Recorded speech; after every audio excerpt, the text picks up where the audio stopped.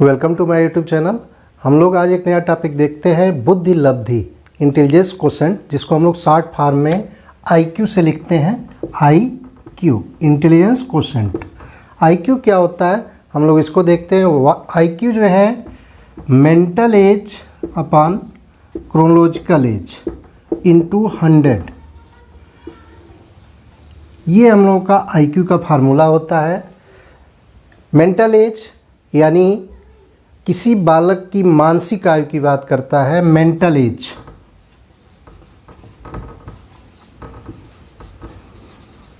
सबसे पहली बार बीने महोदय ने 1905 ईस्वी में ये मेंटल शब्द दिया था। मेंटल एज किसने दिया है? सबसे पहले बीने महोदय ने दिया है। और जो आईक्यू है, आईक्यू होता क्या है, मानसिक आय और वास्तविक आय के अनुपात में 100 से अगर गुणा कर देते हैं तो हम लोगों का जो है बुद्धि लब्धि या इंटेलिजेंस क्वोशेंट मिल जाता है। तो मेंटल एज सब ध्यान रखेंगे। सबसे पहले 1905 में बीने महोदय ने दिया है और आईक्यू को जो है ईस्टर्न और कुहलमान ने 1912 ईस्वी में दिया था। सबसे पहली बार आईक्यू शब्द की चर्चा जो है स्टर्न और कुहलमान ने 1912 में किया है। और मेंटल एज की बात जो है, मानसिक आयु की बात 1905 में बीने महोदय ने, अल्फ्रेड बीने महोदय ने किया है। हम थोड़ा सा चर्चा करना चाहेंगे कि ये मेंटल एज शब्द आया कहाँ से। एक्चुअली 1904 में फ्रांस में प्राथमिक विद्यालयों में काफ़ी बच्चे अनुत्तीर्ण हो गए। वहाँ की शिक्षा विभाग इससे काफ़ी परेशान था। शिक्षा विभाग ने एक आयोग का गठन कर दिया और उस आयोग के मेंबर के रूप में बीने और साइमन महोदय शामिल हुए। और उन्होंने ये सोचने का प्रयास किया कि आखिर ये बच्चे इतने ज़्यादा मात्रा में कैसे अनुत्तीर्ण हो गए। इसके लिए वो लोग सोचे कि क्यों न एक वस्तुनिष्ठ प्रश्नों की एक श्रृंखला बनाई जाए जो अलग अलग एज ग्रुप का हो, और उस आधार पे अगर कोई बच्चा किसी एज विशेष का, जैसे हम लोग मान लें कि अगर हम 5 साल के बच्चे का एक टेस्ट पेपर तैयार करें और कोई बच्चा अगर 5 साल के टेस्ट पेपर को कर लेता है तो वह उसका मेंटल एज होगा।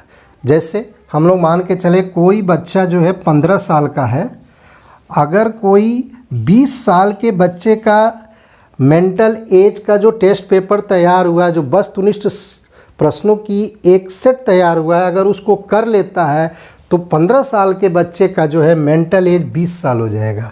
अगर 20 साल का बच्चा 20 साल के मेंटल एज को कर लेता है तो उसका मेंटल एज 20 होगा। या 25 साल का अगर कोई बच्चा 20 साल के मेंटल एज का जो टेस्ट पेपर अगर कर लेता है तो उसका मानसिक आय 20 होगा, वो चाहे 25 का हो। इस तरह से बात आई। तो ये जो है हम देख रहे हैं कि बीने महोदय ने ये देखा है कि 15, 20 और 25 साल के बच्चों का जो है मेंटल एज 20 आ रहा है। यानी हम सबको एक मेंटल आयु का, मानसिक आयु का नहीं कह सकते। इसके लिए उन्होंने वास्तविक आयु, क्रोनोलॉजिकल एज, या जिसको हम लोग तिथिक आयु के नाम से जानते हैं, उससे ये कंपैरिजन करने की बात आई। अगर जो बच्चा 20 मेंटल एज के टेस्ट पेपर को कर लेता है, वस्तुनिष्ठ प्रश्नों को, उसका जो 20 अगर एज है तो वह सामान्य बालक कहलाएगा। अगर 15 एज है, 20 साल के बच्चों का टेस्ट पेपर कर ले रहा है तो उसका मेंटल एज 20 कहलाएगा, लेकिन वह तीव्र बुद्धि का बालक कहलाएगा। और अगर 25 साल का कोई 20 साल के बच्चों का टेस्ट पेपर कर लेता है तो वह मंद बुद्धि या अल्प बुद्धि या पिछड़े बालक की श्रेणी में आएगा। ये 3 तरह से ये लोग डिफाइन करने का प्रयास किए। इसमें इन्होंने एक नया शब्द दिया था, एक दिया था टर्मिनल एज।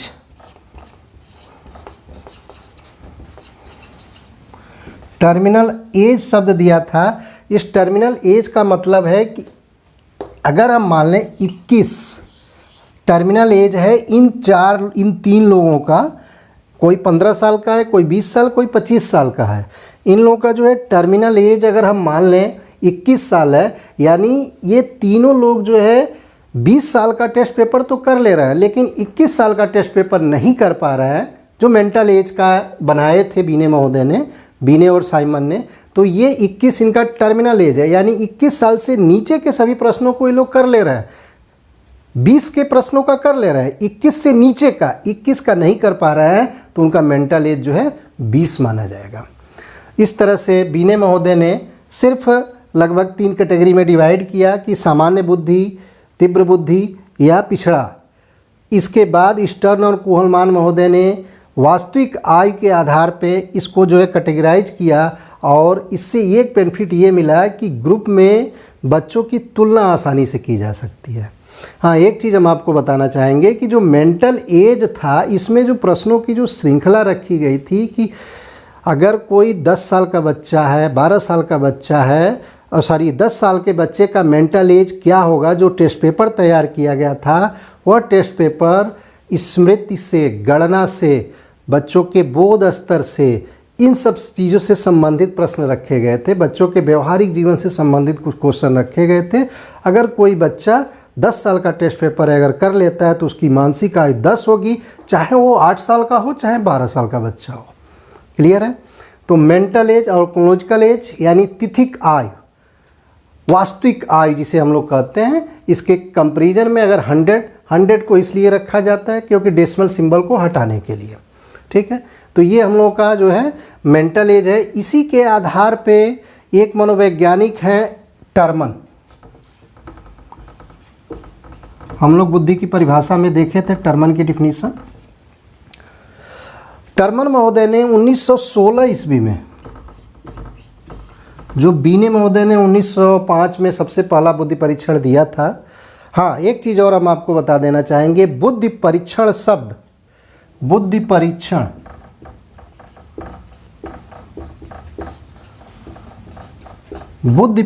शब्द आरबी कैटल महोदय ने सबसे पहली बार दिया था 1890 ईस्वी में।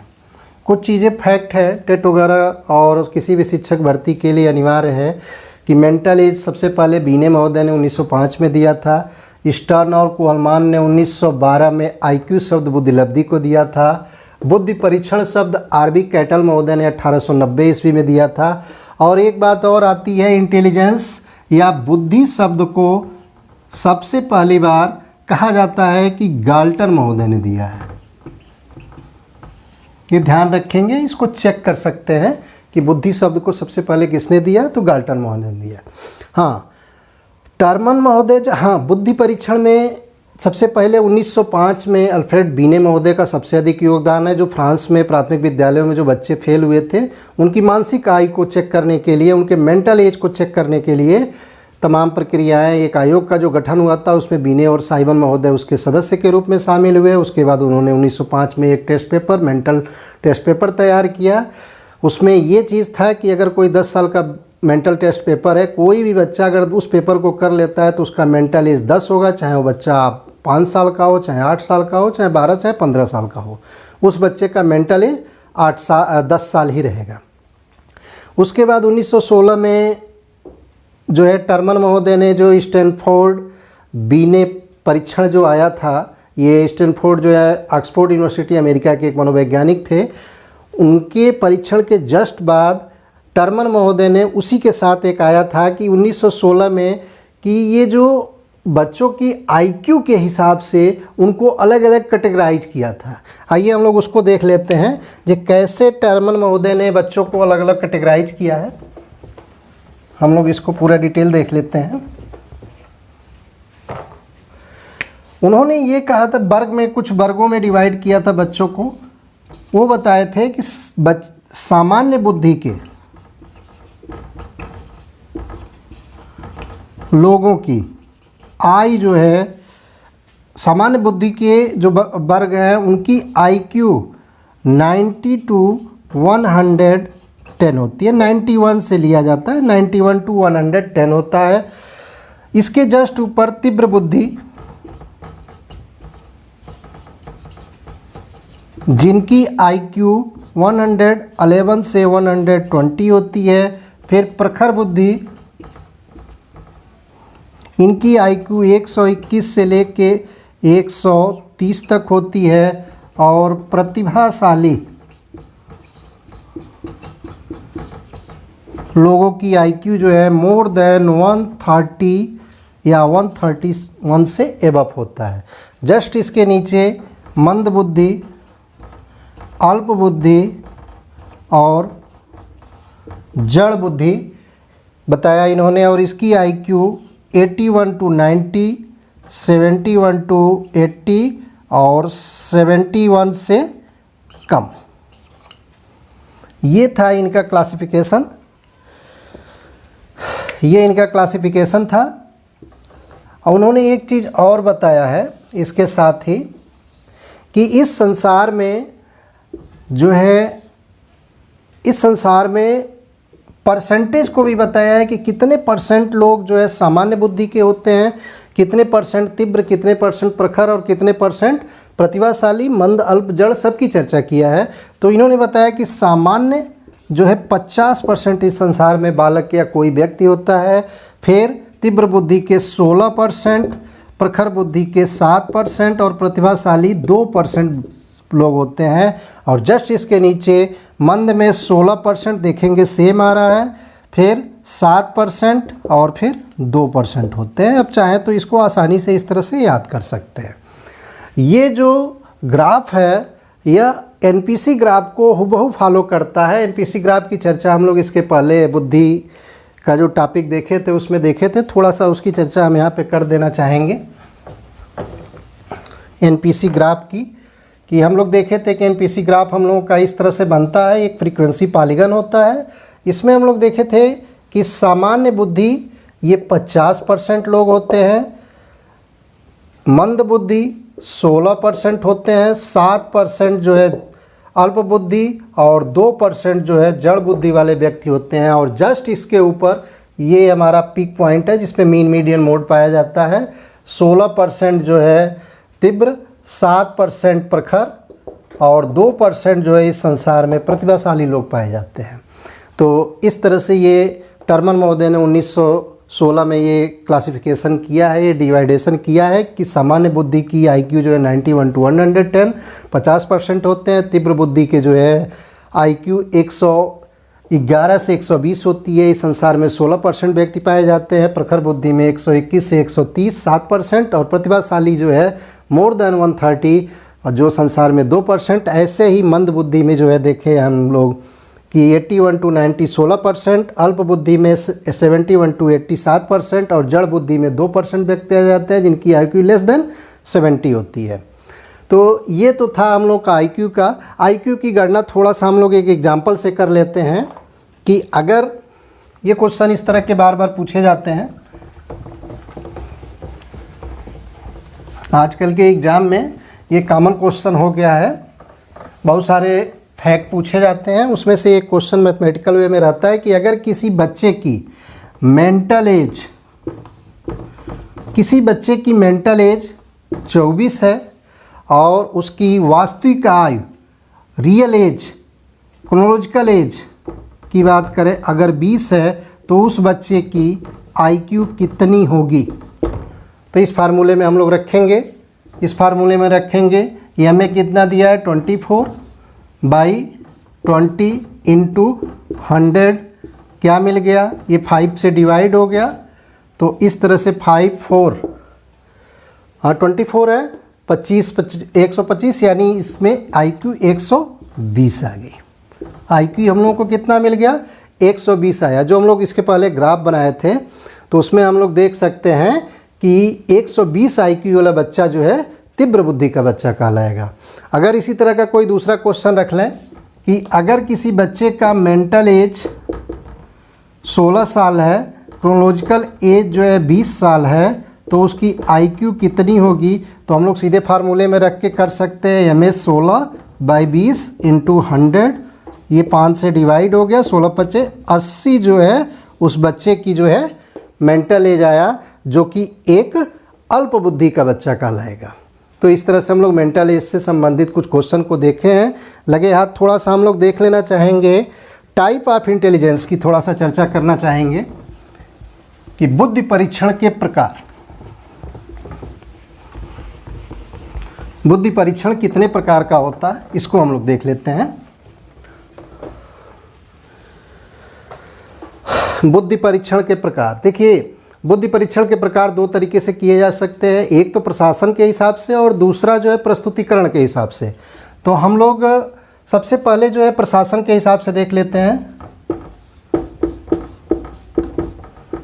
प्रशासन के हिसाब से बुद्धि परीक्षण कितने प्रकार का होता है। तो प्रशासन यानी हम लोग देखेंगे कि कोई टेस्ट पेपर है, बुद्धि परीक्षण है, वह या तो एक व्यक्ति पे प्रसारित किया जा सकता है, यानी एक व्यक्ति का टेस्ट लिया जा सकता है, या एक पूरे समूह का टेस्ट लिया जा सकता है। तो ये इस तरह से हो गया व्यक्तिगत बुद्धि परीक्षण,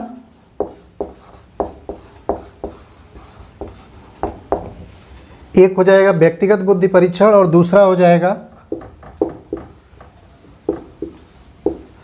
सामूहिक बुद्धि परीक्षण। तो इस तरह से प्रशासन के हिसाब से दो तरीके से डिवाइड किया जाता है। पहला जो है व्यक्तिगत और दूसरा जो है सामूहिक। व्यक्तिगत यानी कोई टेस्ट पेपर एक ही लोगों पे प्रसारित किया जाए, और दूसरा जो है एक ग्रुप पे प्रसारित किया जाए, एक समूह पे टेस्ट पेपर किया जाए।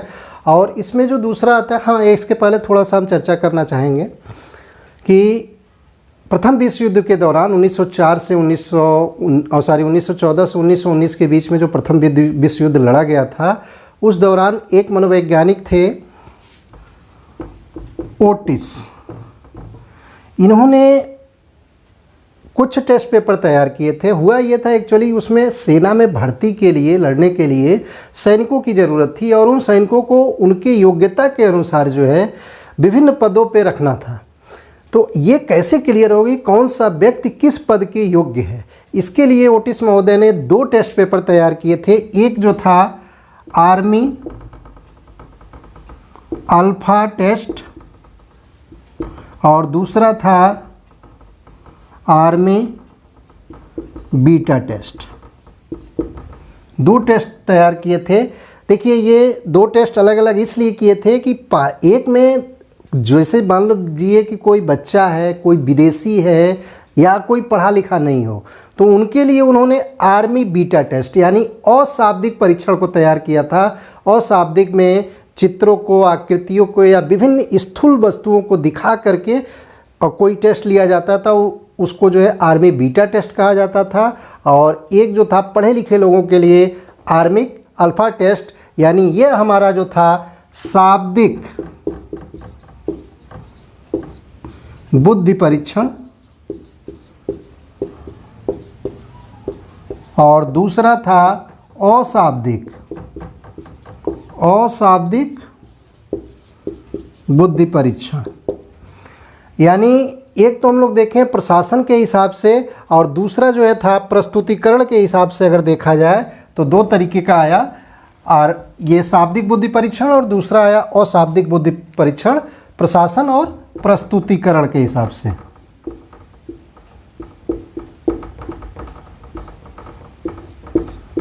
तो इस तरह से बुद्धि परीक्षण हम लोग देखें प्रशासन के हिसाब से व्यक्तिगत बुद्धि परीक्षण और सामूहिक बुद्धि परीक्षण, और प्रस्तुतिकरण के हिसाब से हम लोग देखें शाब्दिक बुद्धि परीक्षण और अशाब्दिक वर्बल और नॉन वर्बल इंटेलिजेंस टेस्ट को देखें।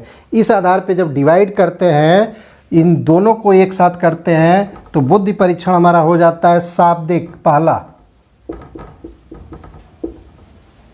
शाब्दिक व्यक्तिगत बुद्धि परीक्षण, और दूसरा हो जाता है अशाब्दिक व्यक्तिगत बुद्धि परीक्षण। देखेंगे शाब्दिक यानी पढ़े लिखे लोगों पे, एक ही आदमी पे अगर कोई टेस्ट पेपर होता है, इंटेलिजेंस टेस्ट होता है, उसको हम लोग शाब्दिक बुद्धि परीक्षण के नाम से जानते हैं। और एक ऐसे व्यक्ति, या तो बालक हो जो पढ़ा लिखा ना हो, छोटा हो, या विदेशी भाषाओं में पेपर हो, ऐसी भाषा में जिस पेपर को समझ ना सकता हो, उन लोगों को स्थूल वस्तुओं, चित्रों या आकृतियों के माध्यम से जो टेस्ट लिया जाता था वो अशाब्दिक व्यक्तिगत बुद्धि परीक्षण था, एक ही लोगों पे लिया जाता था। और इस तरह से तीसरा हो गया शाब्दिक व्यक्तिगत बुद्धि परीक्षण, अशाब्दिक व्यक्तिगत बुद्धि परीक्षण, और तीसरा हो गया शाब्दिक सामूहिक बुद्धि परीक्षण, और चौथा हो गया अशाब्दिक सामूहिक बुद्धि परीक्षण। तो इस तरह से बुद्धि परीक्षण हमारा 4 प्रकार से होता है। शाब्दिक में पढ़े लिखे लोगों पे एक ही व्यक्ति पे जो टेस्ट होता है वो शाब्दिक बुद्धि परीक्षण के नाम से जानते हैं। जो लोग पढ़े लिखे नहीं हैं, विदेशी भाषाओं को नहीं जानते हैं, ऐसे माध्यम में पेपर है जिसको वो लोग नहीं समझ सकते हैं, उनको जो है स्थूल वस्तुओं या चित्रों या आकृतियों या पेपर पेन पेंसिल से कुछ ग्राफ वगैरह बनवा के उनके बुद्धि का परीक्षण किया जाता था। शाब्दिक सामूहिक, शाब्दिक का मतलब वर्बल, पढ़े लिखे लोगों पे, सामूहिक यानी पूरे ग्रुप पे जो टेस्ट पेपर होता था उसको हम लोग शाब्दिक बुद्धि परीक्षण कहते थे। और अशाब्दिक स्थूल वस्तुओं के माध्यम से एक पूरे ग्रुप पे जो टेस्ट लिया जाता था उसको हम लोग अशाब्दिक सामूहिक बुद्धि परीक्षण के नाम से जानते हैं। तो इस तरह से हम लोग बुद्धि परीक्षण पे IQ के हिसाब से देखे हैं। IQ क्या है इसको ध्यान रखेंगे। स्टर्न और कोलमान महोदय ने 1912 में दिया था। टर्मन की जो डिवाइडेशन है, सामान्य बुद्धि, तीव्र प्रखर और प्रतिभाशाली बच्चों का जो 50%, 16%, 7% और 2% देखे थे। मंद अल्प जड़ को भी हम लोग देखे थे कि उनकी IQ कितनी होती है। फिर हम लोग एक मनोवैज्ञानिक हैं ओटिस महोदय का देखे थे कि आर्मी अल्फा परीक्षण जो एक शाब्दिक बुद्धि परीक्षण है, और एक देखे थे आर्मी बीटा परीक्षण जो है एक अशाब्दिक बुद्धि परीक्षण है। इस तरह से हम लोग का ये IQ इंटेलिजेंस क्वोशिएंट का जो है टॉपिक समाप्त होता है। ध्यानपूर्वक हमारे टॉपिक को देखने और सुनने के लिए आप सभी को धन्यवाद। चैनल को प्रमोट करने का प्रयास करिए। Thank you.